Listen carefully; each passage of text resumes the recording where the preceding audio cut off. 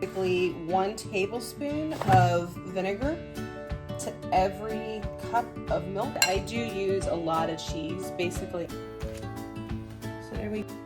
Good morning. I am making cheese waffles. It's a recipe that I got online. I'll see if I can find the original recipe, but I have modified it since then using potato starch. You can use cornstarch, tapioca starch, any of those starches that kind of lighten the recipe, and it helps make it nice and crispy. I also add extra cheese to it. And I'm going to show you how I make my own buttermilk because I never have buttermilk on hand. And all these recipes that call for it, it's usually Saturday or Sunday morning that I decide I want to make it, and it's not time for me to be running out to the store to get buttermilk. So I'm going to flip the camera around and show you how I make that, throw the waffles together, and hopefully have a good breakfast. Buttermilk, it's a pretty simple ratio that I go by, and it's basically 1 tablespoon of vinegar to every cup of milk. So I put this in first so that when I measure the milk, I don't end up with more liquid in my recipe. If I measured this after, I would end up with 1.5 tablespoons too much liquid, which for waffles probably doesn't make a big difference, but depending on what I'm making, it can. Actually, and I needed 1.5 cups of buttermilk, which is why I did 1 and kind of eyeballed the other half. Mostly what the vinegar is doing here, it will curdle the milk a little bit, which is somewhat of what buttermilk is, but really what it's offering is the higher acid content.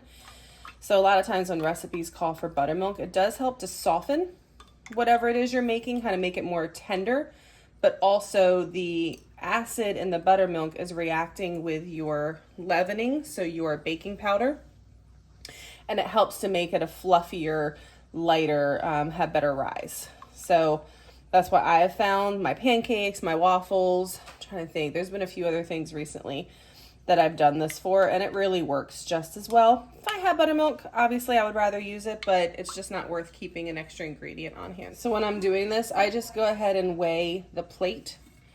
So it's 857 grams. Hopefully I remember that. And that way, as I'm grating the cheese, I can just weigh it all together, and I estimate. I'm not going for an exact number, but I take that amount out so I can just keep weighing and making sure I have the right amount. I've mentioned this before in some of my other recipe videos, but I do highly, highly, highly recommend getting a scale. I think it was like $50 on Amazon. You can get them cheaper, of course. This one just happens to have a lot of different features that I wanted at the time, but you don't have to spend that kind of money. But having a scale, especially one that goes to grams, it's so much more accurate than ounces. All right, so I need 170 grams of cheddar cheese.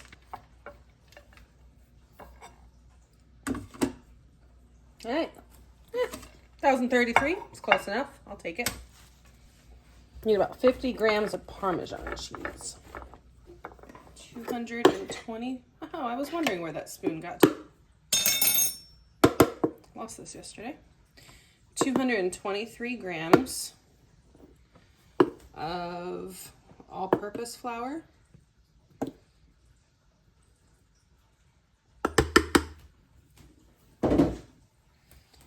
And 20 grams of, in this case I used potato starch, but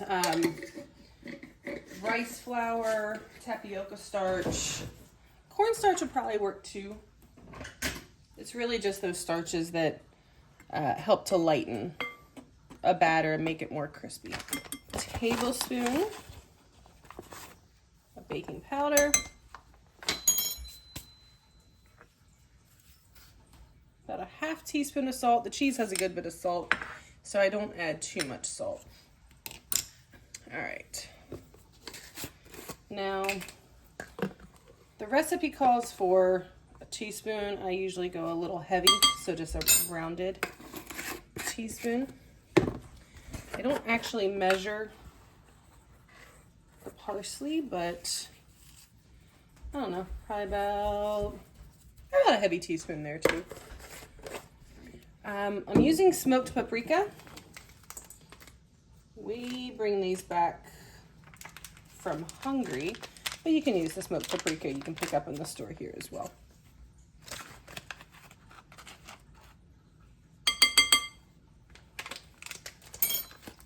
And I'm gonna throw in a little bit of just a regular sweet paprika, but it's definitely not necessary. Oh, okay, let's see what we have. There we go. It's a little low. That's probably about a 1/4 teaspoon. Some black pepper. I'm shooting for a 1/4 teaspoon. It's actually an old coffee grinder that broke, but it works great as a fancy peppercorn grinder. I'm gonna crack 3 eggs. Okay. The original recipe calls for you separating the eggs and whipping the egg whites. I'll be honest, I almost never do that unless I'm making a meringue or a certain type of ingredient where you really have to carefully fold it in and you're going to be, I don't know, cooking them a different way. But for something like this, I just don't find that the extra effort is worth it. I'm sure it turns out to be better, but I don't know. Usually in the morning, it's not the time that I want to be separating egg whites and egg yolks and whipping the egg whites and folding them in. It's just not my pre-coffee, pre-tea, even though I am having a little bit of jasmine tea right now, but fold in. Now, as I said, I do use a lot of cheese. Basically, I doubled, give or take, the amount of cheese in the original recipe.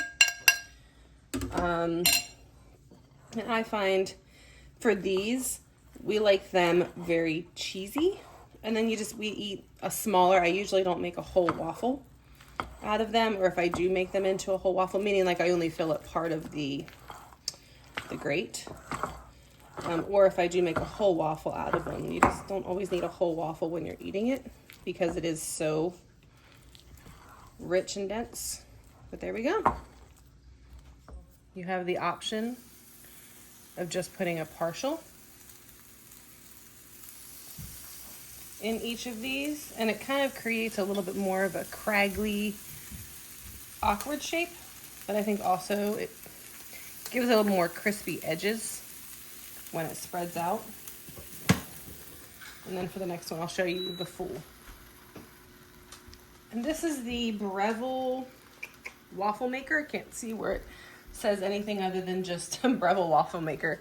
But we do really like this. This is the Belgian waffle maker. It does make a nice deep waffle and it does a great job at that.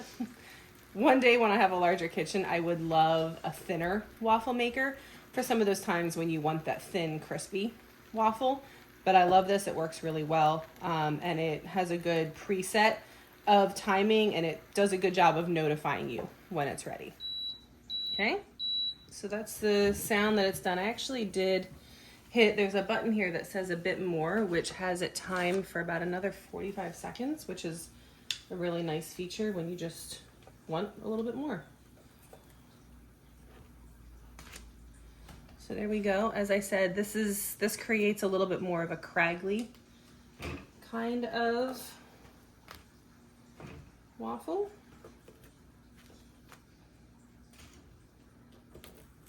And I like to use just a wooden chopstick so I don't scratch in there. For the whole waffle, it comes to closer to a 1/2 cup. So what I did before in this well was 1/3 of a cup.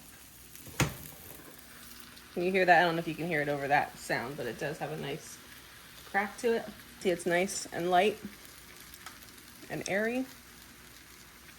It's crispy and it has just a really gentle cheesy flavor. It's not overwhelmingly cheesy. It's not overwhelmed with any of the spices. And it is pretty buttery just because of the butter and the cheeses melted into it. Okay.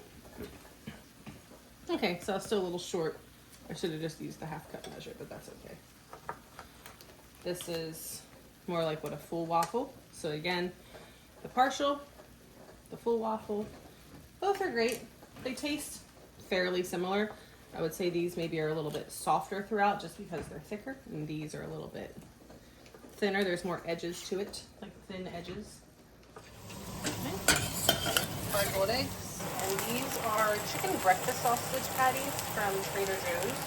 Never tried them. I'll be honest, the texture feels a little bit weird, but we'll see what they taste like.